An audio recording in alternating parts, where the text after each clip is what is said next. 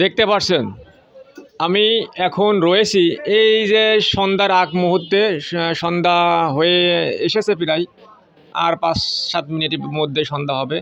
আমি আছি কুষ্টিয়া সদর বল্লভপুর এবং হাজিমোড়।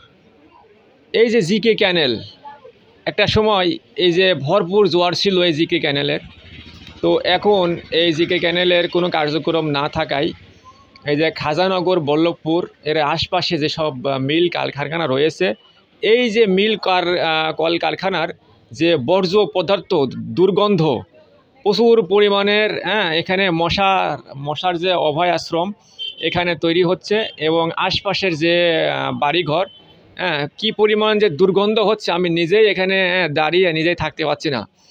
তো আশপাশের যে জনগণ তারা বলতেছে যে আমাদের বাড়ি ভেঙে অন্যত্র চলে যাওয়া লাগবে।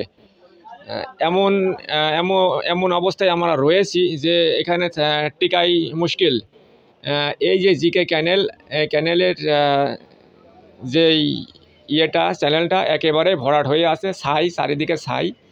আর এই যে দূষিত যে পদার্থ, সেই পদার্থ থেকে এলাকাবাসী খুবই দুর্ভোগের মধ্যে রয়েছে, খুবই সমস্যার মধ্যে রয়েছে। আর আশপাশের বাড়িতে মশা আর উপদ্রব প্রচুর পরিমাণে বৃদ্ধি পেয়েছে। তো এলাকার জনগণ এটি নিরসনে স্থানীয় প্রশাসন মহোদয়ের দৃষ্টি আকর্ষণ